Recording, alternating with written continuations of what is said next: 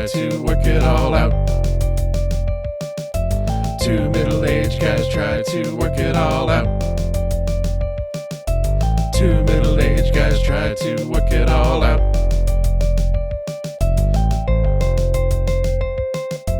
Hey everybody, welcome to Two Middle-Aged Guys Trying to Work It All Out. It's Dave, and with me as always is my good friend Chris. Thank you for joining us. We have I think a very fun episode today. Yeah, it's going to be great. Yeah, looking forward to getting into this topic because it was listener inspired, which is what I've been wanting to do since episode one. There's a few goals I had for the podcast, and one of them was to get feedback from people actually listening to it that would shape the direction of the show. Yeah, and it was super fun to prep an episode that was kind of, suggested to us in a roundabout way. So I want to make an official call to everybody listening. If you've got something that you want to hear us blather on about, no guarantees that we'll pick your subject, but absolutely send them in. Yeah, I will absolutely guarantee we will not pick your subject after doing this one. No, I think you got a good chance as long as that's something horrible. Like, who's your favorite serial killer? We got oh man, Chris and I went and picked our top 3 favorite serial killers. We've got strong opinions on this one.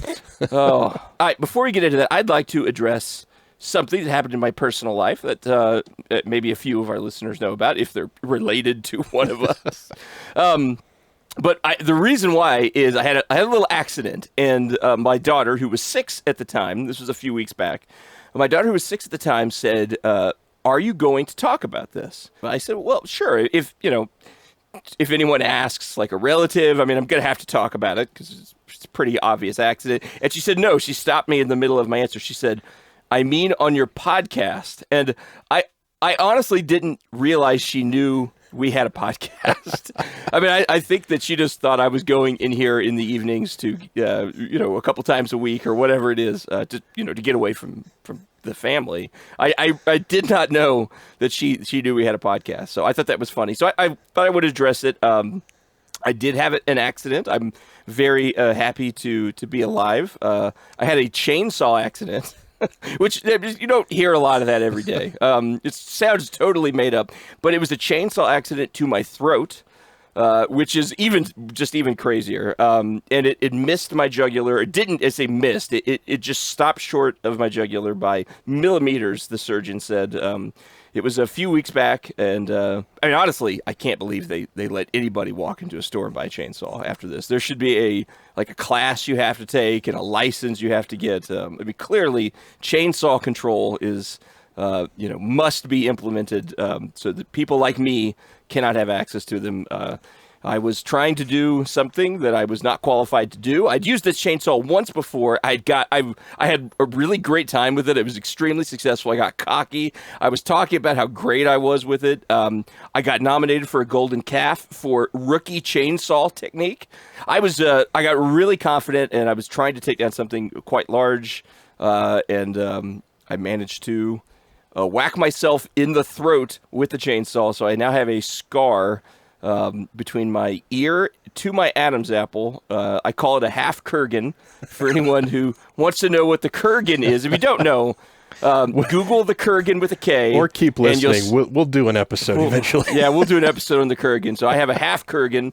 I've put safety pins in there, holding it closed. I'm feeling really, really good about that look. But I'm back. We had to record late, so I know this might get even posted a little bit late. So if it does, that's why. So, but very happy to be here and still be alive.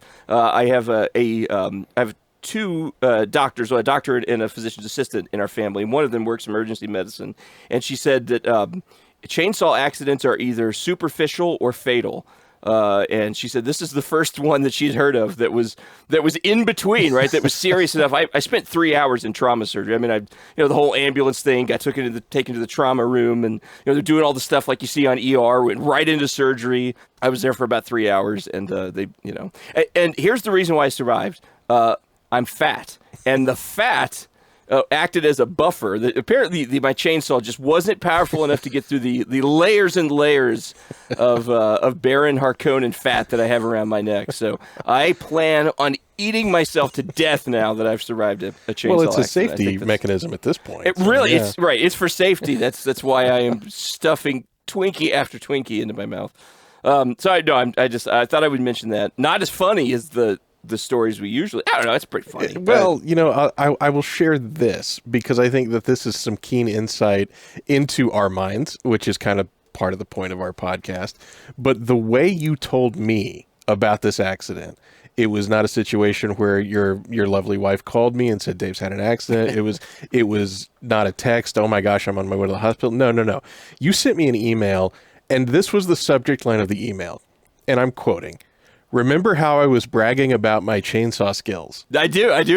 and then the first line of this email is, I believe I said, quote, I am a chainsaw master, and in many hands that tool, feared by some but never I, is as safe as a kitten asleep on a feather pillow that sits atop a warm clothes dryer. And the reason I tell that part of the story is because even in the throes of death, humor is how you and I deal with these types of things. Yes, I had just gotten out of surgery when I sent that email. I had a lot of pain medicine. It was amazingly coherent. I know. I'm much clearer when medicated. I thought that was really funny. I thought it was funny to say, because I had felt so good about it until now. Until you now didn't. It sits in my garage, and we're not sure what to do with it because it may be haunted. And so we're just not sure. My father-in-law wants it, and he can have it because it's a tiny. He has an actual big chainsaw, which would have just killed me. I mean, would have wrecked me. My head would have went spinning off my body. That would have been cool. It would have made for a really interesting YouTube video. But I guess, as long as it's not haunted, he can have it. I think a haunting needs a death associated with it. So I think you're okay. Okay, all right. Well, it's probably fine. So if any listener wants to buy a battery-powered chainsaw, I won't say the brand because I don't want to get into liability. Sure. Because it was operator error. 100%. I can guarantee you that, even though I don't remember the accident fully, I know that's we'll strike that for the lawyers, probably, because Probably a blessing that you don't remember the accident. No, I unfortunately I remembered enough, but anyway. So that was that. So let's go to something more fun. Sure, I'll take that transition and shift, which is going to be so obvious to our listeners. We're going to go the old classic From a Chainsaw Story to John Mulaney. I mean, who hasn't made that transition before in their lives? But I don't know if you saw this, Dave. Did you see any of John Mulaney's Everybody's in L.A. on Netflix? I have not seen that, no. Are you even aware of it? No. Is it a comedy special? It is not a comedy special. It took place during the Netflix is a Joke festival that is in Los Angeles. And for 5 or 6 nights, I can't remember, I think it was 6. For 6 nights, Mulaney did an hour-long kind of talk show format, but it was streamed live. And you had a call-in aspect to it. So there was a phone number on it that you could call in. It was streamed live globally. So, there are parts of the world where you had to be up at like 3 a.m. to watch the show. But it was live, and he had all different comedians and different bits on the show. And it was a kind of like a throwback Late Night with David Letterman type comedy experiment. But the reason I want to mention this is he had a bit on this show that is absolutely the most esoteric comedy bit I've ever seen in my entire life. So because the show was called Everybody's in LA, it was very Los Angeles themed, and that was the whole point of the show. So at one point, Mulaney had an actor dress up as Waingro from the film Heat and perform stand-up comedy. And I'm almost positive that this was only for John Mulaney, and I absolutely love the commitment to that bit for him doing such an esoteric joke. But you don't see comedy risks like that much anymore, so I thought that bore some mentioning on our humble little podcast. Kudos to John Mulaney for such a deep cut. Wow. John Mulaney, Everybody's in L.A., Netflix. I had not even heard about that. I will check that out. It kind of reminds me a little bit of when Norm did the live streaming. This was a decade ago. Norm Macdonald did the live streaming from the YouTube Comedy Awards. I don't know if you remember. Have you ever seen that? No, I have not seen that. It's on YouTube. So he did there was a pre-show for the YouTube Comedy Awards, and he was out there doing the live streaming for the pre-show, and he was with a couple other like C-rate comedians and Norm, and they were like dressed up, and they were in award show attire, and he was wearing one of them said he looked like he was helping somebody move. That was Jeffrey Ross who came on. He was in a hoodie and jeans. He just, basically his whole thing was to torture these other comedians, which was hilarious. But it was just sort of, it was just, an award show kind of non-standard and very funny. So I will have to check that out because I like John Mulaney, and I've always thought Wayne Grow was the funniest character in Heat. That is great. All right. One of the things we have a commitment to is responding to our listeners. And we've had a lot of YouTube views here recently. Exploded. It's gone crazy. The algorithm has decided to bless us. And we had a couple of comments, and I thought you and I should read them and briefly address them. So on our Doors episode, user at cheapmovies25, and he uses a bad word here, so we'll beep that out, but I will beep that out. This was in reference to the Doors and the song Backdoor Man, where Jim Morrison is talking about chicken. That song about the chicken, that line's from the original song from like the beeping 40s. And I didn't research this because I don't want that to be true. I want it to be that Jim Morrison just came up with that on his own. Mm-hmm. But I mean, listen, even if he cribbed it from an old song, that's still pretty clever. Yeah. So my overwhelming sense of accuracy, it's not that he cribbed the lyric from the old song. It's that the Doors did not write Backdoor Man. Like, that's a traditional blues song. Oh, is it? Yeah. And the Doors just took cover of it. Oh man. Yeah. All right. Oh, gosh darn it. Sorry. And actually, it's from the 60s, not the 40s. So it's not nearly as old as people might think it is. Oh, it's from the... All right. Well, so the Doors did a cover of a current blues song? Well, current-ish. It was like early 60s, and the Doors were late 60s. All right. Alabama Song is also a cover. I knew that, and I don't like that song. So I've never liked that song. I skip it, whether it's Jim Morrison or David Bowie or any of the many other people who've covered it. I really don't like that song. One of the few Bowie covers that I'm not a fan of either. Across the Universe, though, is great. I think that may be on the same album, Aladdin Sane? No, it's at the same time period. Yeah, I don't think it's the same album. Well, all right, that's a digression. I guess we should probably skip. But now that I know that, my whole opinion on the Doors has changed. They suck. Jim Morrison's terrible. It was all based on that one line in that song. Wow. Okay. It's a good thing we got the episode recorded prior to that. Then. Yep. Can't take it back now. It's forever there. So user at Marcus Camus with a K, one word.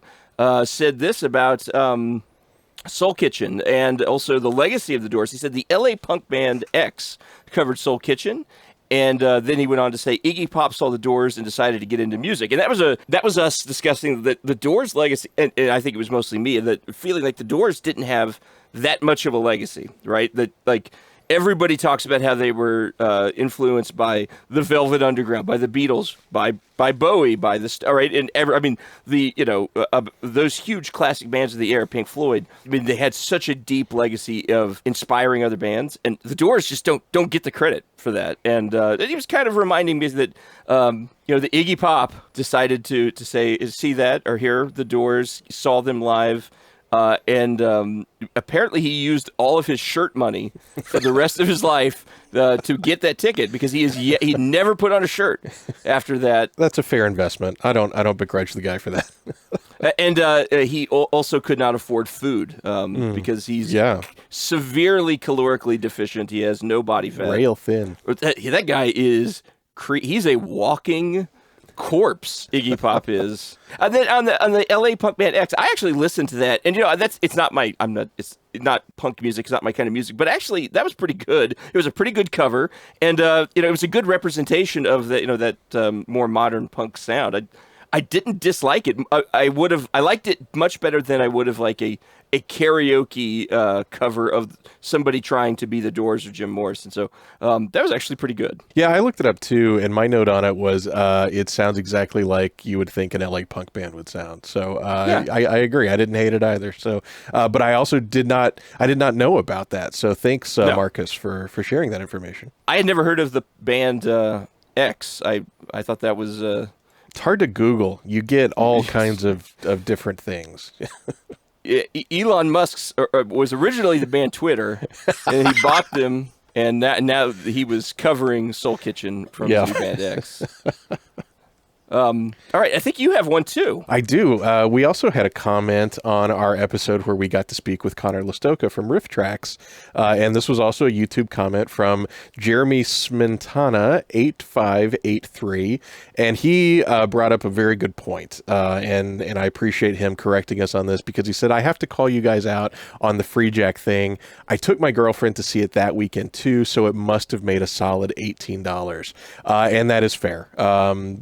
We pegged its box office at $9 for our 2 tickets. It was double that. So congratulations to Free Jack for that. And what a great comment to lead us into this episode, because we're going to talk about forgotten movies, which is what Daniel in a previous episode had messaged us about, which is, do you guys remember Free Jack? And boy, do we ever. Sort of.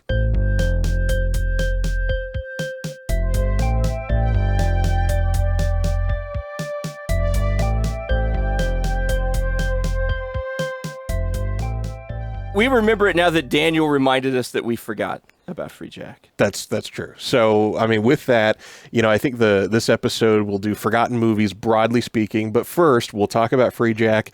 And then I've got 2 more movies that I'd completely forgotten about. And I think you have the same number, David. I do. I wonder if we've forgotten about any of the same movies. It'll be interesting to find out. But we both had forgotten about Free Jack. We both had forgotten about Free Jack. And I know I went through and watched 2 of the 3 forgotten movies. There was one of them that when I remembered it, I absolutely refused to go back and watch it.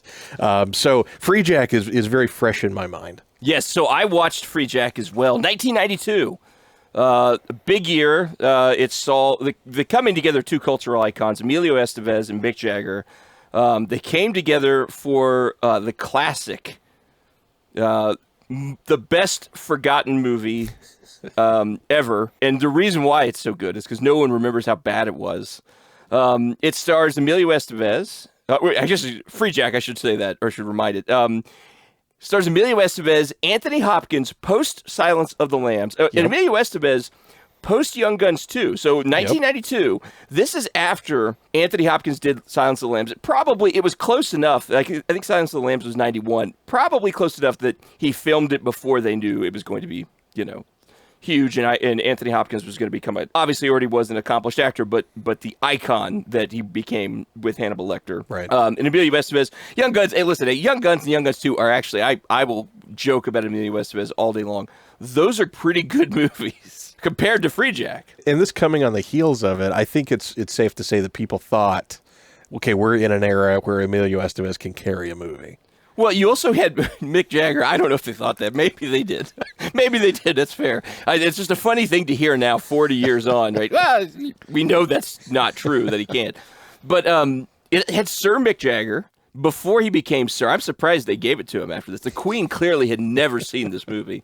Rene Russo and David Johansen, who is Buster Poindexter. Oh, yeah. Yeah, oh, yeah. And the lead singer of the New York Dolls. And if you're like, who's this fella? He's the guy who looks like a thumb and talks like this. And I think he did that Hot, Hot, Hot song in the 90s as Buster Poindexter. And of course, he had his big, his long musical career, not as big, because I think Buster Poindexter may be more well known than the New York Dolls, which is not a band that I like. So 92, it had a $30 million budget. Free Jack had a $30 million budget, which in 1992, that's a considerable sum, right? It's not huge. Yeah. But even in today's dollars, that's a considerable sum. I mean, it really is, right? $30 million can make a great independent movie today. Oh, absolutely. In 92, that's probably the budget of Young Guns 1 and 2. I would say it could be close to that. Yeah. And that'll bring me to my first real criticism of the movie, which is it looks cheap. Oh, it looks awful. I think it was a budget issue, right? Like, I think the production design department just didn't have the money they needed to create a convincing futuristic city. We should say what this movie's about. We probably should step back because no one knows. That's a good idea. Mick Jagger is listening to this episode right now, and he's just like, I'm not going to do a Mick Jagger voice, but I don't know. That's what I'll say. But David Johansen's listening to it. I don't know. That's probably better. I have no idea. They've forgotten they were even in the movie.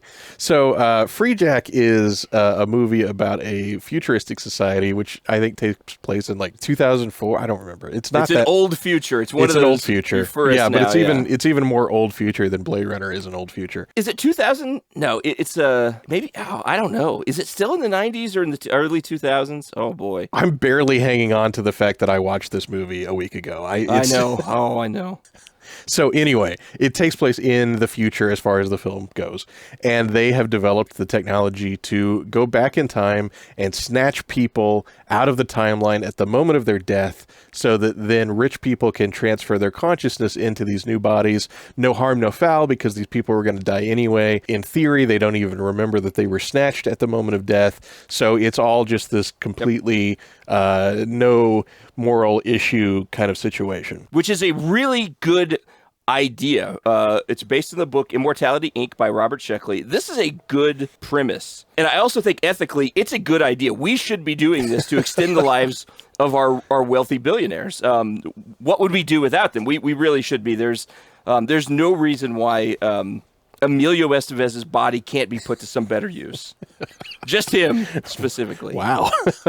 Well, if Free Jack is any lesson, he's going to ruin those plans, and it's going to go off the rails, and it's going to result in the downfall of society. What happens is Emilio Estevez is snatched at the moment of death, comes into the future. There's some shenanigans that goes on that means that he is awake, and he realizes that he's in the future and what's happening, and then it becomes a chase because you cannot have a bone jack, which is what they call people that they've snatched. You cannot have them become a free jack, which I guess this happens frequently enough that they've given it its own label. It's got a name. Bone jacks who escape are free jacks. This is legal too, right? And people accept this at the Yes, time. it is. It is at that moment, the movie's off the rails pretty quickly.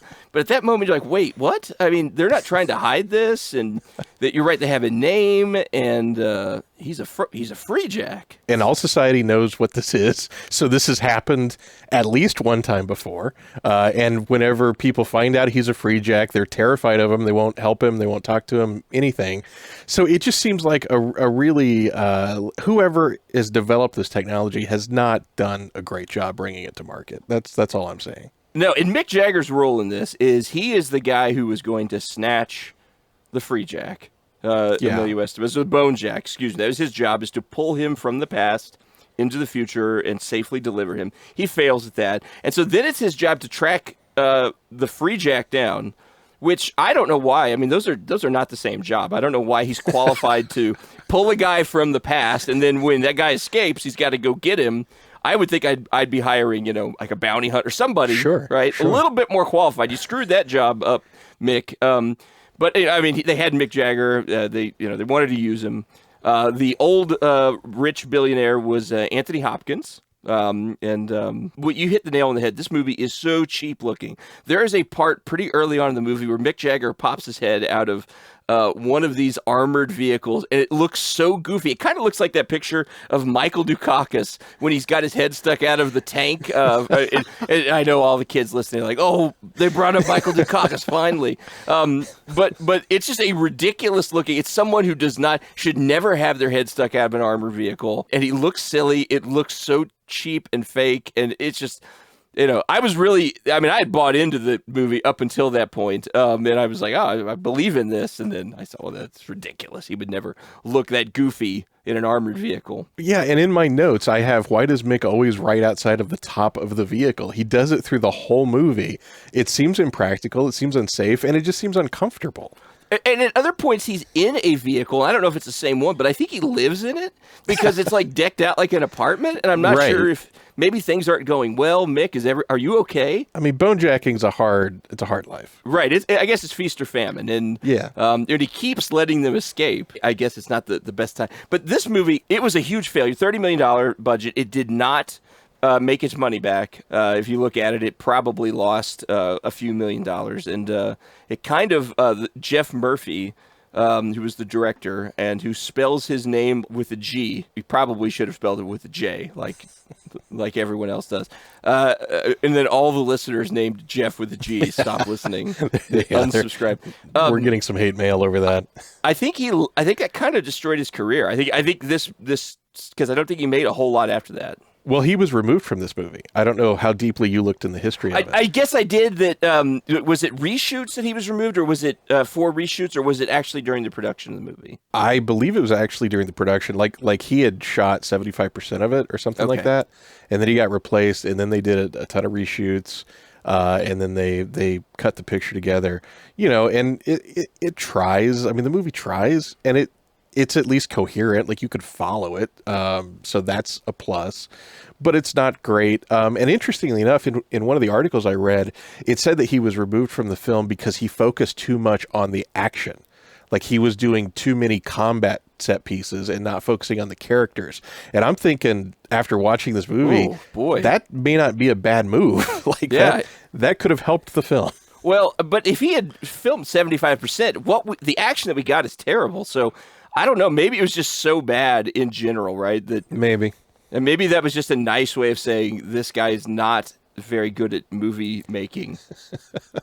Well, and then I don't know if you saw Mick Jagger's comment about the movie. Yes, I did. That he signed up without reading the script, and that if he would have read the script, he wouldn't have done it. Yeah, and they asked him to do it like a week before they started shooting. So it was like a really quick, like he was probably thought he was talking to Keith at the time and answering yes to something that Keith wanted to do, and then suddenly he's in this movie. Yeah, they may have been just like singing a song, right? And they said, "Hey, Mick, you want to be in a movie?" He's like, "Yeah," he does, yeah, he does all his little catchphrases, and then you're contractually obligated. He's contractually, which is I mean, at the time in '92, that was enough. And his word is his bond, right? He's a gentleman, of course.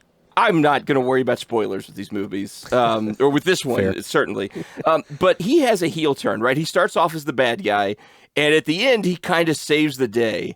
And it is so completely unearned and stupid. It comes out of nowhere. And the only reason why it even sort of kind of works is because it's Mick Jagger and he's likable. And so at the end, you're not angry because you're so divested from the movie. You just don't care. It's not as ridiculous, I guess, but it made no sense that he would come around to be the good guy and betray the billionaire who was going to fund all of this stuff.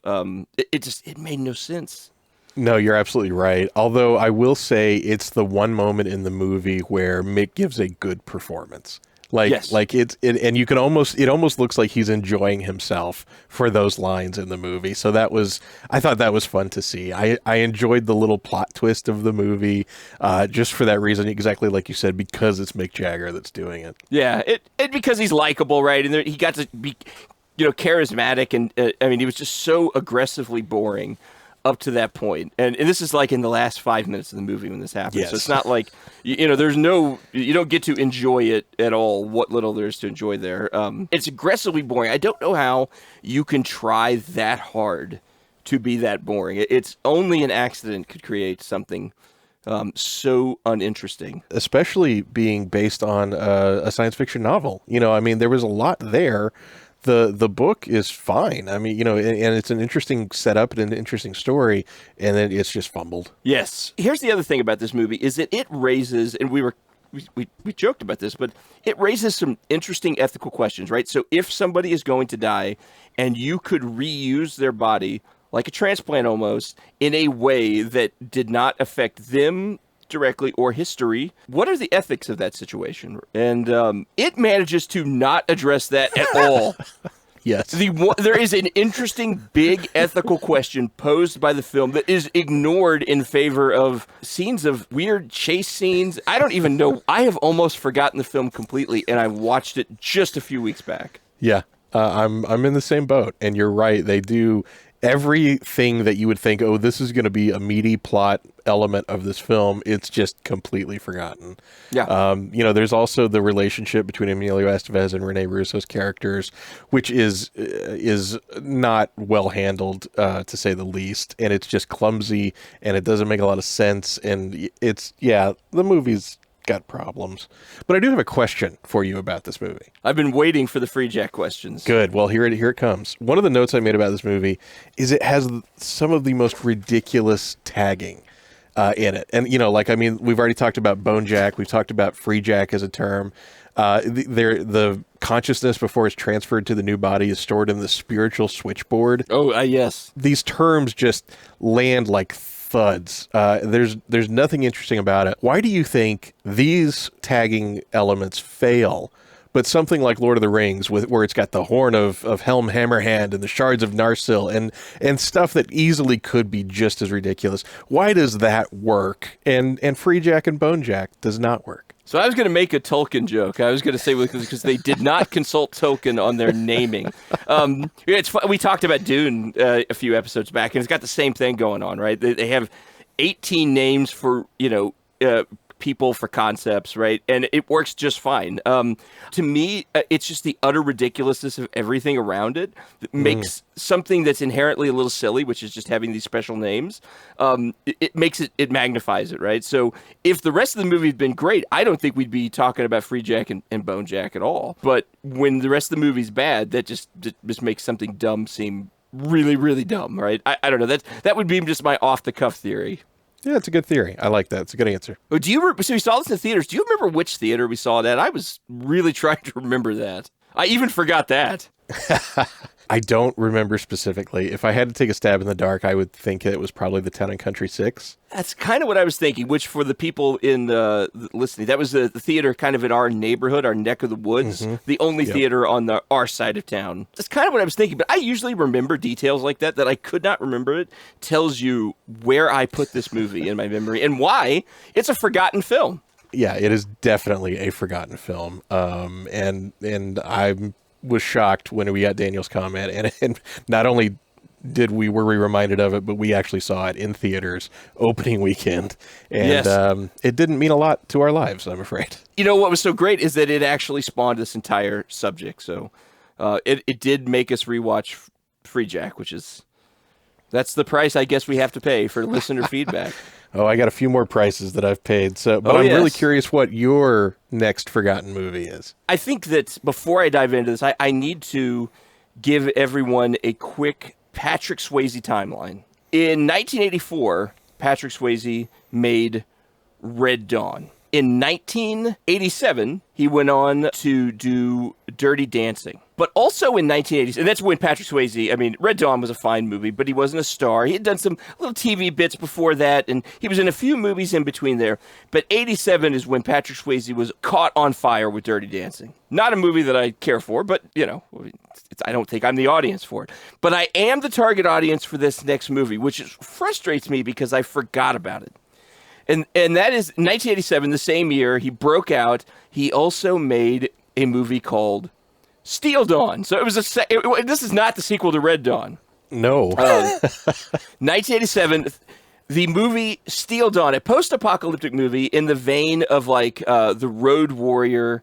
And there's a bunch of those movies that were made in the 80s that were Road Warrior-like. This Patrick Swayze martial arts future post-apocalyptic movie where he plays this lone swordsman going through the desert, like the man with no name, right? Going to a town and saving them, the people from the bad guys. It's in a future where they don't have guns. They only have swords. And I am so disappointed that I forgot this movie. Because I'm just going to say it. I went back and I watched this. Yeah. I had such a great time watching this. It made Free Jack almost worth it because this movie is ridiculous. It's not great, but it is fun. And of all those Road Warrior type movies, this is definitely, it's not as good as Road Warrior, but it's better than all of the others that were made in the 80s that had that sort of post-apocalyptic vibe. So I know you remember this movie. It's coming back to me. And before you gave your synopsis, I was going to say, is there something about a sword? Like, does he have a sword? Yes. So I'm remembering bits and pieces. Yeah, so this is like, it takes you into this post-apocalyptic world. So he is this traveler in this desert world. There's like these weird little creatures that pop up out of the sand he has to fight.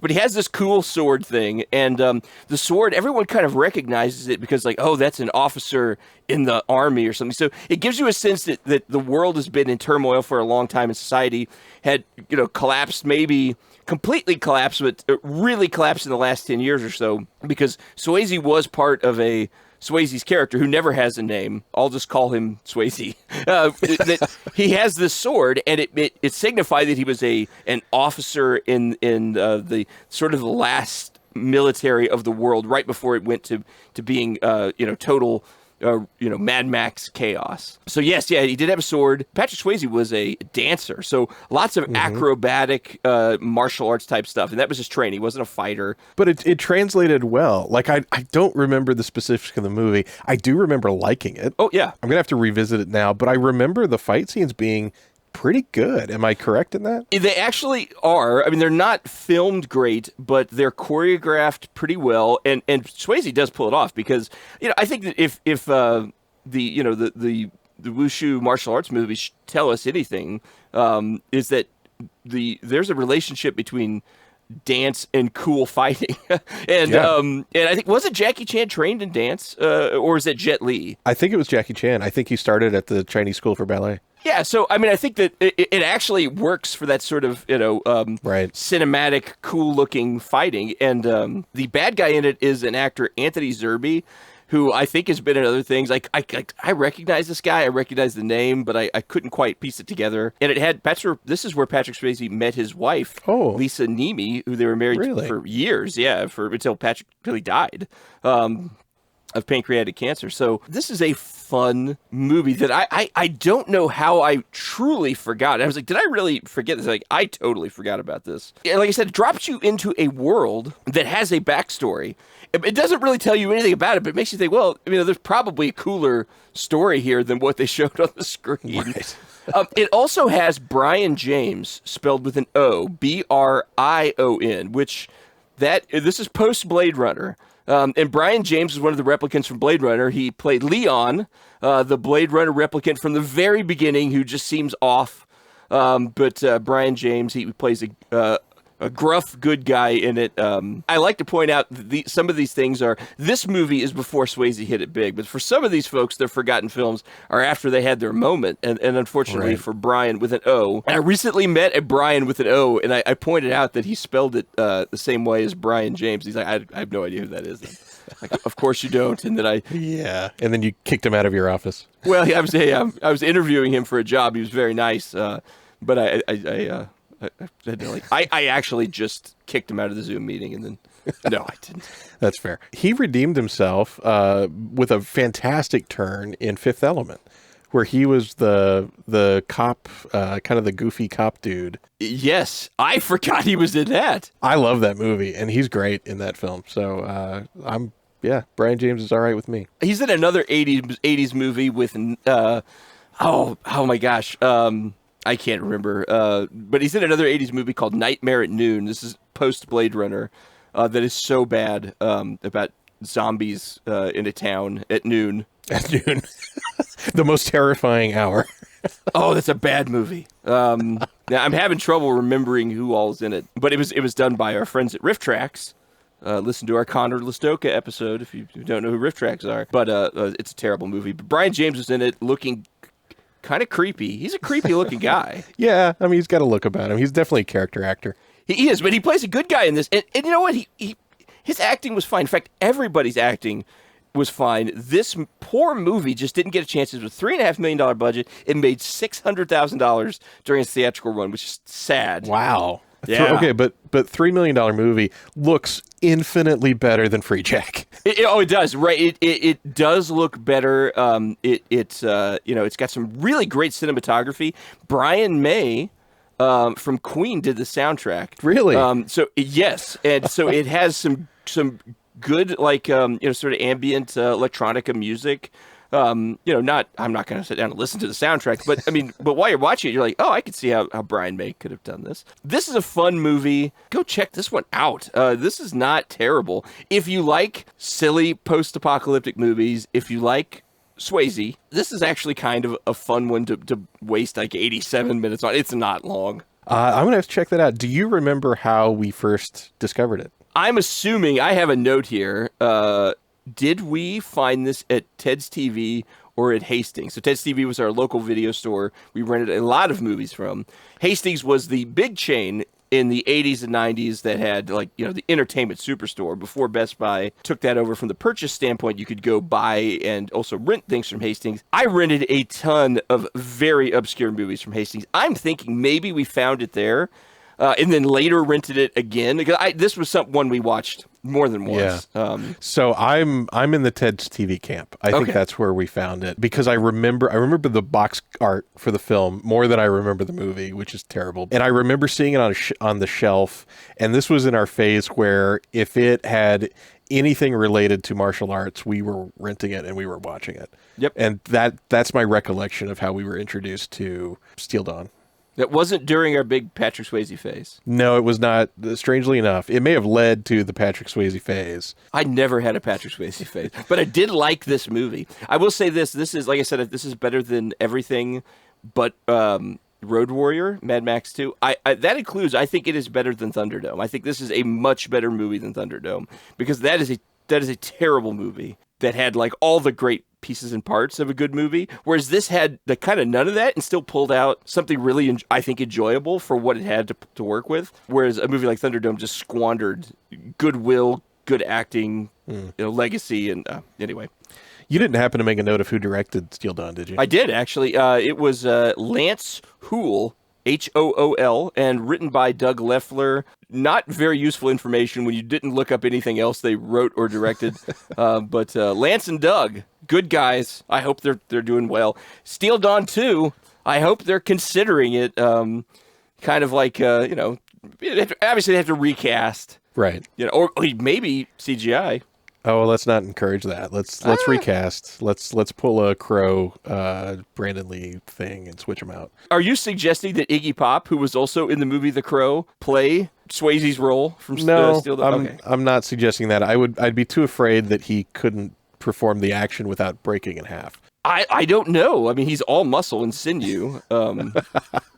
No, I think we could find somebody, maybe like Chris Hemsworth could reprise the role or something like that. Oh, I don't know. I know that recently, who's the fella? Jake, not Jake Lloyd, the other Jake. Why can't I remember his name? Did the Roadhouse remake for? Jake Gyllenhaal. Jake Gyllenhaal, yeah. Yeah. Maybe he could do. Hey, listen, I'm just going to remake all of Patrick Swayze's movies. That's exactly right. That would be great. That is a great idea. He really should do that. And I can't wait for the Point Break remake. So that's going to be fantastic. Wait, is there actually a Point Break remake? No, I'm just saying when Jake Gyllenhaal... I would not be surprised. When he redoes all of the Patrick Swayze canon, there will eventually be a Point Break remake. That is that movie cannot be remade. You cannot capture lightning in a bottle, a confused Keanu Reeves, and just an unhinged Patrick Swayze. Point Break. You'll never know. I would be very... I mean, Roadhouse is bad enough that they tried to remake that, but that's actually kind of a fun, dumb movie. Point Break, I'd protest. Okay. Well, there it is. It's out there. It's on record, folks. All right, so that's Steel Dawn. All right. You ready for my next forgotten movie? Yes, I am. I'm very ready. Okay. It is 1992 as well. Since with Free Jack, 1992 was just a rough year, either for my memory or for Hollywood. But the forgotten movie, in addition to Free Jack from 1992, is Universal Soldier. Oh, I have not forgotten about this. I showed this to my son a few years ago. Did you? Okay, well, this is an absolutely true story. Okay, Universal Soldier came out at the height of our Van Damme phase, 1992, as I said, and I excitedly went to the theaters to see it, and I think that it was just... Oh, I remember we saw it with you. I saw it with you. Okay, that was what I couldn't remember, because I thought that it was just me and Dad, and that you couldn't make it for some, but you were there. Okay. I absolutely was there. Okay, so you were there. We saw Universal Soldier, and then this is the part that is absolutely a true story. About a week later, I'm driving somewhere in town with my father, and I said, hey, there's a new Jean-Claude Van Damme movie out. I'd really like to go see it. And he's like, we just saw it last week. I had no memory Oh. of this film that quickly. And in fact, after that conversation, I also had no memory of this film whatsoever. And it was when we went and saw Bloodsport in theaters last year and did that special podcast episode about Bloodsport that I looked up, a list of Van Damme movies on IMDb, and there it was, Universal Soldier. And I was like, oh, yeah, that is a movie. With Dolph Lundgren. With Dolph Lundgren, absolutely. And the plot of Universal Soldier is a little hard for me to parse because it starts in Vietnam with Jean-Claude Van Damme and Dolph Lundgren as soldiers that kill each other. And then we jump to 1992 where they are revived, or I guess they have been revived. Like, that part was really unclear for me. Were they revived back in Vietnam, or had they been dead for 30 years and then they were revived then? You are asking me to apply a lot more logic to this movie than was applied during the entire writing of the process. I don't know. That's a really good question. This is what I'm thinking about as I rewatched it to prepare for this podcast. But anyway, they're revived, and they're super soldiers that have no autonomy. They are commanded by some military guy who at one point indicates that the president does not know of this exercise of reviving dead soldiers. And if he ever found out, everybody would be in prison, which makes me wonder where they got funding for such an expensive program. Right, the reanimation of the dead. I will say this. Unlike Free Jack, this movie spends a lot of time grappling with the ethical questions. Yes, it does. It does not. No, it does. It does. You think it does? That's totally. It does that more than it does action, which was one of my complaints with this movie. And I rewatched it this week. I mean, this is fresh in my mind. It's boring. It is a boring movie. It is. It is probably the least martial arts of any Van Damme movie that he made in his career. Everyone was sold on it, I think, by the trailers, which featured the opening scene, because there was a ton of action in that opening scene with Dolph and Jean-Claude Van Damme doing their Universal Soldier bit where they have all the tech on them and the eye things, And there's a ton of action at the end, and that was it. It's not great action where, you know what I mean, though? It's just Dolph Lundgren and Jean-Claude Van Damme kind of beating on each other. It's not particularly well done. But that first 10 minutes were cool, but then they never revisit that.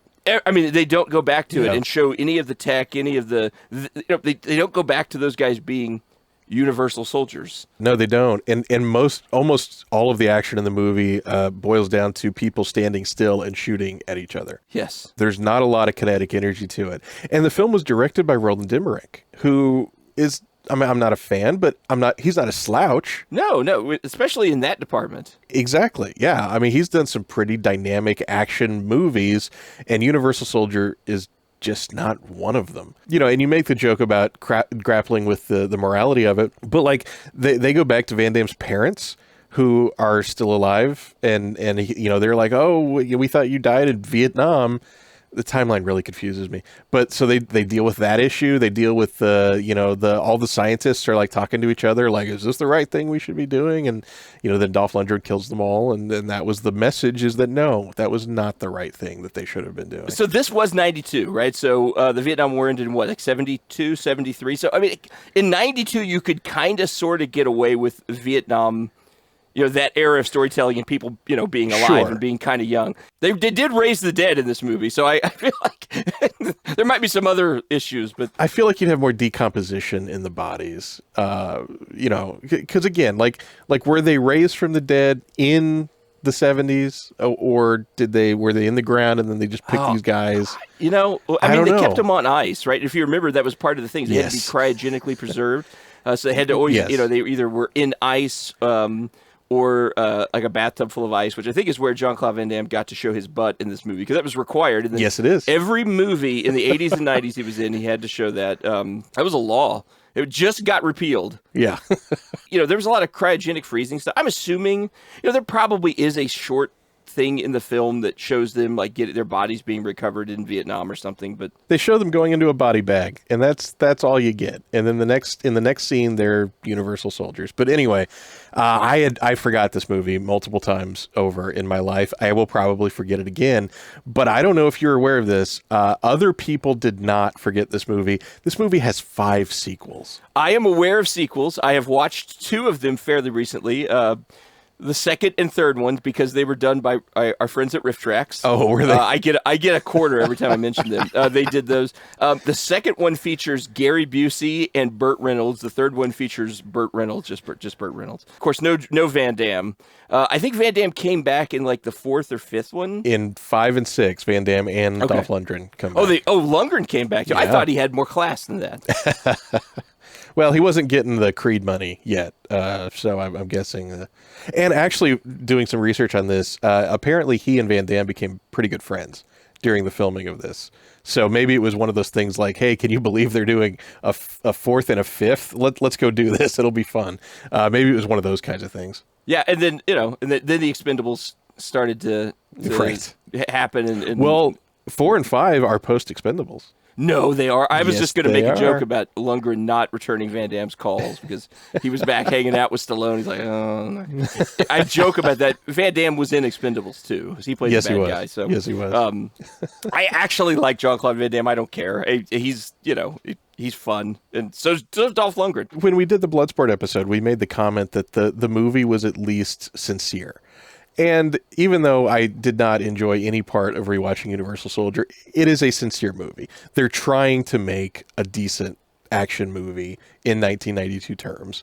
And I don't think they really succeeded because, like I said, I find the movie very boring. But, you know, that kind of idea of we're going to reanimate soldiers and they're going to be superhuman and blah, blah, blah, that was all over the place in Hollywood. And so doing one with Jean-Claude Van Damme and then getting Dolph Lundgren on board, like I could totally see how this movie got made. I just wish it had been a little bit better. Was the guy who played the general, was he anybody, the guy commanding who Dolph Lundgren killed? Yes. I didn't write down his name and I can't remember it, but he has been in other things. You would recognize I was him. thinking that there were some people, other people of maybe some note.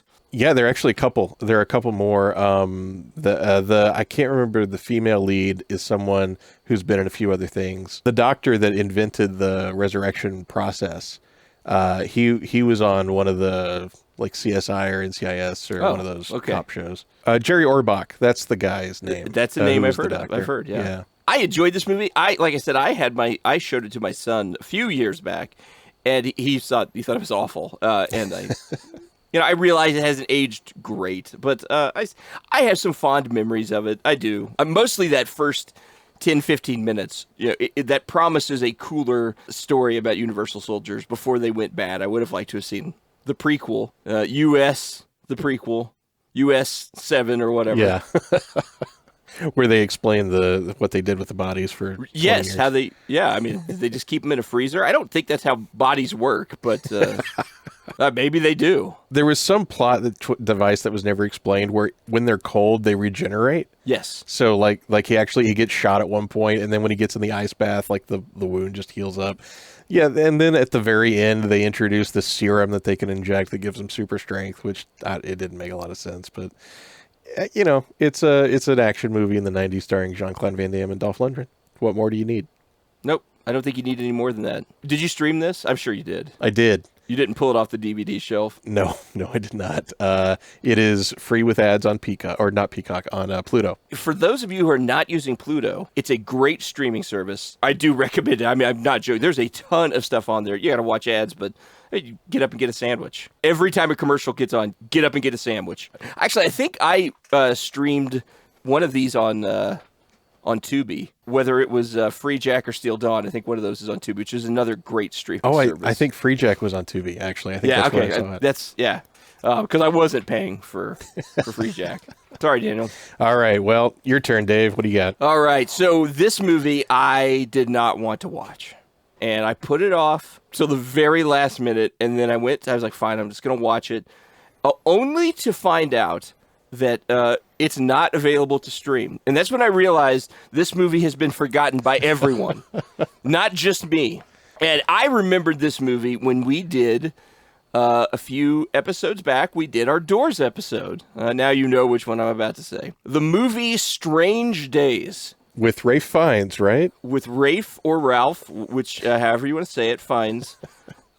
Post Schindler's List. So just to remind everyone, that he did. Did he win an Academy Award for that? Or he was certainly nominated. He may have won. And then he goes on to do Strange Days. So I could not watch the movie. I was relieved. This is another movie we watched in the theaters. I don't know if you remember that. No, I've forgotten the movie as well. 1995. So this was in the 90s. There was this idea that everybody was going to get plugged into virtual reality, and we were going to be addicted to it like it was a drug. We were going to get high off of VR, and it was going to be addicting. It was going to be consuming. You had this, you had the 13th Floor, you had Lawnmower Man, you had The Matrix, right? You had all these different, William Shatner's Tech War novel series was about this, tech, right? This idea that virtual reality is going to be so great that you're going to plug into it and you're either won't be able to get out of it, you won't be able to tell the difference between reality, or you won't want to get out of it. Even Inception, a modern classic by Christopher Nolan, has that sort of like this idea that this sort of fabricated reality is going to be better than the real thing. It turns out that all you needed was like text and a like button, and Facebook was going to be more addicting than anything that VR could ever become. But this movie, Strange Days, was about, it in the future, I believe the future was 1999. This was made in 1995, so it was not far future. I don't know why people do this. Set your future movies like 100 years into the future, folks. Yes. Do not set them 3 or 4 years. It does not work. Or make it unspecified so that it feels evergreen, right? Don't do that. Directors and writers. This movie was made, and it was not super well received, but it was about people, plugging into virtual reality. It was about you could record your experiences and then sell them to other people. Lots of bad things would come of that, but you could experience things. The trailer for it, which is about all I got to see because I could not find a copy. YouTube had a copy, but the quality was so unbelievably bad. It was unwatchable. It was made bad on purpose, I think, so that it wouldn't get taken down. But I did get to watch the trailers, and I watched some clips. And I don't care for this movie. I remember not liking it to the point where I forgot it. But I do have to say, I think Ralph Fiennes probably gave a good performance based on what I can remember. His little monologue that he does in the trailer. Have you ever been jacked in? Have you ever been on the wire? And then he makes a joke about, he makes a comment about, and I'm not joking about this. You could go back and watch it, or you could just believe me, about he's his spiritual switchboard operator. Oh. How did that come back up again? I don't know. Spiritual switchboard. So this movie was directed by Catherine Bigelow. Bigelow. Was it really? Bigelow. Bigelow. Bigelow. I call her Catherine Bigelow. That's a terrible name. Here's a theory as to why it's not available in streaming, because it was written by her then husband, James Cameron. Was it really? Co-written. I'm just going to, and everybody knows, I don't like James Cameron. We talked about this. We're going to probably, someday we have to do an episode on James Cameron, because I can really just unload on him. But that he may be purposely withholding this, and it may get like a 4K treatment or something like that. If I recall, and certainly from what I watched from the trailers, it looked like a pretty movie. So I may be judging it harshly, mostly because the subject matter of this whole plugging in thing is, and that being so great, it's so played out. I mean, I don't know if it was ever really done well. I think The Matrix doing it as a horrible thing was actually probably the best use of that. Like, oh, this is hell. This is a prison, and you don't want to be in this, and you'll choose to live in an awful real world instead of this great fake world. I think that was probably the best way to frame that story, because I don't find it convincing at all. But this movie, I forgot about it, and like I said, everybody else has too, because you can't watch it in the States. I guess you can stream it in Europe. Oh, can you? That's interesting.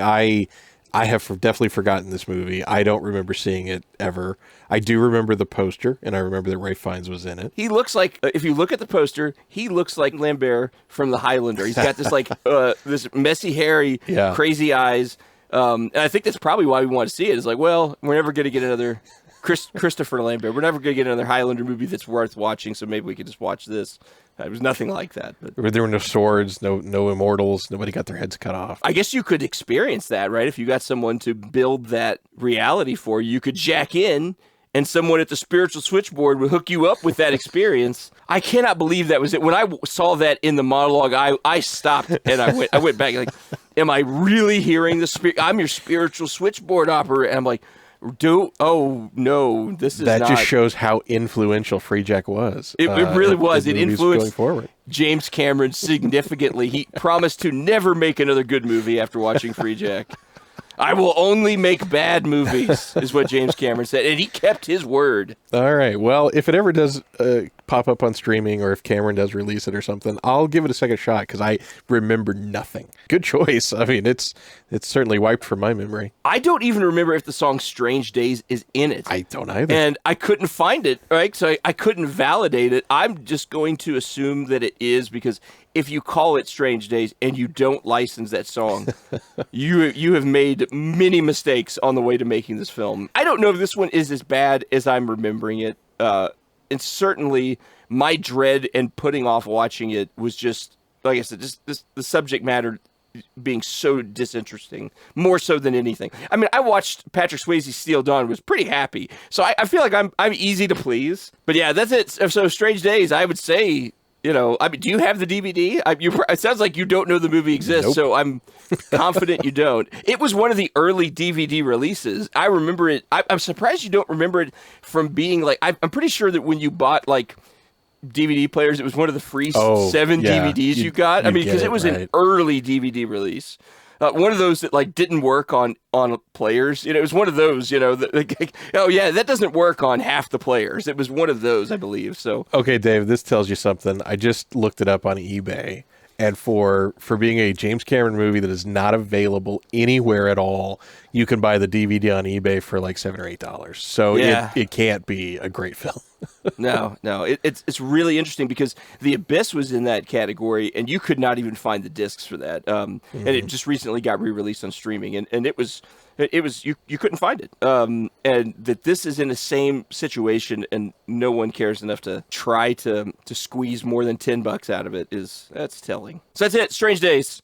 I'm very curious about your last one. My last one, I wanted to find a more modern movie that I had forgotten, and boy, did I find one. And maybe this isn't fair because it's a Marvel movie and they're all kind of forgettable now, but this one to me was particularly forgettable, and that is Eternals. Does that even ring a bell? It does. No, it does. I remember it because to me, it was the Marvel turning point where I stopped going to see these movies in the theater. And I have not seen a Marvel movie in the theater since The Eternals. Okay. I didn't even see this in the theaters. I saw it on streaming when it popped up, and the next day I completely forgot about it. I was only reminded of it because Marvel movies are still kind of in the zeitgeist, and some like BuzzFeed article listed all the Marvel movies, and Eternals was on there, and I really had to stop and think. Now, this is a movie from 2021. I had to stop and think, did I see that? And the only thing I could recall about it was I thought Angelina Jolie was in it, and I had to jump out to the internet to find out that I was correct. But that's the only thing I remember about it. And I could not bring myself to rewatch this movie for the sake of the podcast. I went out and rewatched the trailer, and that's as much as you're going to get for me. And I remembered zero from the trailer. There were no memory bells ringing. Even after I watched the trailer, the movie was that forgettable. And even a comic book kid growing up, I could not tell you who the Eternals are or why they matter or why I should care about them. This is a mystery movie to me. I don't know why it was made. I don't know who it was for, and I don't know anybody who liked it or remembers it. No one likes it. I think people probably remember it for the same reason that I did, which is because it was at a Marvel's tipping point, and it was enough to say, all right, I'm done giving you money because these have not been great here recently, and this is really bad, and I don't even care about the big story anymore. So to get slightly comic book nerdy, the Eternals in Marvel was created by Jack Kirby, who also created the New Gods on the DC side. The New Gods are Darkseid and Highfather. Boy, I'm getting really comic book nerdy. But basically, he lost control over that, and he went to Marvel, and he created the Eternals. And, I mean, Kirby always had or maybe it was the other direction. So, I honestly, don't super remember, but Kirby had this ownership issues with certain characters. He never really got to own things. And on the Marvel side, he and Stan Lee had always had issues, I guess, with ownership of things, even though they co-created stuff. Stan Lee's always considered to be the guy who created all this stuff, where Jack Kirby never gets the credit. I don't think Jack Kirby got a ton of credit on the DC side either. That's because he was he created interesting stuff, but I think that his stuff was better when people took it and did other things with it than when he did it, right? I mean, I really think that it was he created stuff that had promise, and other people were much better at taking the recipe and refining it. But no, it was a terrible movie. And yeah, Angelina Jolie was in it. Richard Madden was in it. Barry Keoghan or Keegan, I can't say his name, was in it. You know, not bad actors or actresses, but just a really poor movie that frustrated the heck out of you. Yeah, it was just really pointless. Like there's nothing I remember about this movie. But I have a question about the comic book side of things. So people who grew up reading Marvel Comics, Eternals, like, does that mean something to them? And I just missed it in my comic book reading? I think the people who say it does are people who are retconning it so they look like they know more than they do. Like, oh yeah, I love the Eternals. That was my favorite comic book. I read that right after I was done reading Shang-Chi. No one read that either. Shang-Chi, like Kung Fu Master Shang-Chi. I mean, they're not A-list characters because no one remembers them, right? I don't think they were particularly important. And I think that, like I said, I think that it's the comic book nerd. Actually, you know, they were hugely, you know, I think it's that sort of view on them that makes people think they're important. Everybody, you know, people joke about Iron Man being a C-list character. Everybody knew who Iron Man was. Whether they cared or not before Robert Downey Jr. became Iron Man is a good question. But everybody knew who he was. There was no question about, because he was culturally significant enough that you knew that he was red and yellow. You knew what he looked like. You knew what the mask looked like.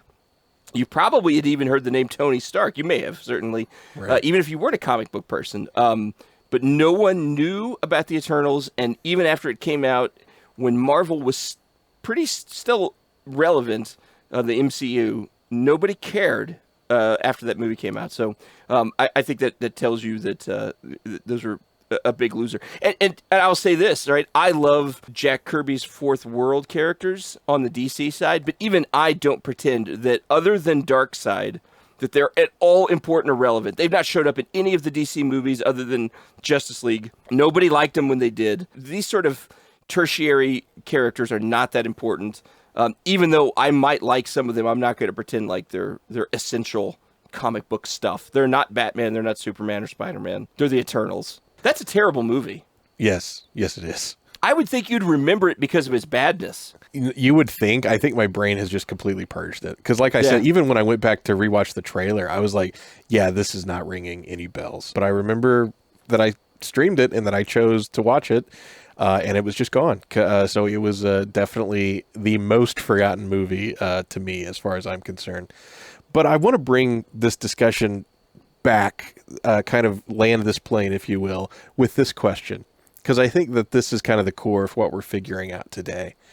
Is it better to make something bad than to make something middling? Oh, boy. I don't know. That's a really good question, because probably so. As long as it's not bad on purpose, probably so. I mean, yeah, I think so. At least bad has its own entertainment value. And middling is just going to get lost in the soup. Yeah, and everything that we've talked about today has gotten lost in the soup. And I think it's interesting that the only one, as far as I'm concerned on this list, that maybe didn't deserve to get lost was Steel Dawn. And I'm very excited to go back and revisit that movie. So Steel Dawn, you know what's funny? We've talked about 5 movies today. 4 of those movies I saw in the theater. 3 you saw in the theater, even though you don't remember Strange Days. Steel Dawn is the only one I didn't see in the theater, and it's certainly my favorite. Although I'm gonna say I think I like Universal Soldier maybe enough to say at least it's probably nostalgia speaking. I went back and rewatched it, and in the last few years, and yeah, it had some pretty stinky parts. So. I guess Steel Dawn's the only one I can say I really like, and it's the only one I didn't get to see in the theaters. All right. Well, you know what I would love to hear? I would love to hear the movies that our listeners have forgotten. And again, Daniel's comment about Free Jack is what sparked the idea of this whole episode. What else you got out there, listeners? Yeah. What movies have you forgotten? Or if you can't remember them because you've forgotten them, what movies do you wish you forgot? So I would suggest going to IMDb, starting with the letter A, and looking at every movie alphabetically, and just making notes of any ones that you forgot. Because telling someone to remember something they've forgotten is really a tough thing to do. But Well, you asked me to do it. I did. I did, right? And Daniel really just asked for free, Jack. He stopped listening an hour ago. But he challenged us and really got us thinking about other movies that are in that same orbit of things that forgotten, maybe not better left forgotten, or maybe 4 out of 5 are better left forgotten. Maybe that's. So, Chris, can you tell people where they can find us? Yeah, if you want to tell us a movie you forgot, if you want to give us some kind of crazy esoteric topic that you want to hear us speak about for an hour, do that at the website 2middleagedguys.com. That is 2, the numeral 2, middleagedguys.com. From that website, you can get to our podcast RSS feed. You can get to us on Apple Podcasts, Spotify, Audible, all the big podcast things. You can also find us on YouTube. We put all of the podcasts out on YouTube, and a lot of people seem to be finding us out there. So any of those methods you can connect to us. You can find us on Facebook and X, which you can get to from 2middleagedguys.com. Before we leave, I just want to say this. If you've been listening, keep listening, folks. We have got some exciting episodes coming up. I'm not going to give anything away, but we've got a big episode coming up that yes. I think we're about to break out and leave all of our friends and family behind and stop taking calls. Stop taking calls. Next time Van Damme calls, I will not answer. Just like Dolph Lundgren. And he'll be like, Dave got too big. Got too big. Got to his head. He got 1,000 listeners. What? And I'll have quit my job, and they'll be like, you don't make any money just because you got 1,000. Like, what? I thought they were all paying. Oh, no. I go back begging for my job and can't make my mortgage payments. And then I go and I get a job as a lumberjack, ironically. Probably not the right career. It's going to go badly, folks. No, keep listening. Some really great stuff is coming. It's been great so far. It's going to get better. We got some really cool stuff lined up. But I'm not going to say anymore. No, I agree. And you shouldn't say anymore, but I will reiterate what Dave is saying. So keep your eye out for those episodes. Send us a message. Send us your thoughts. And until next time.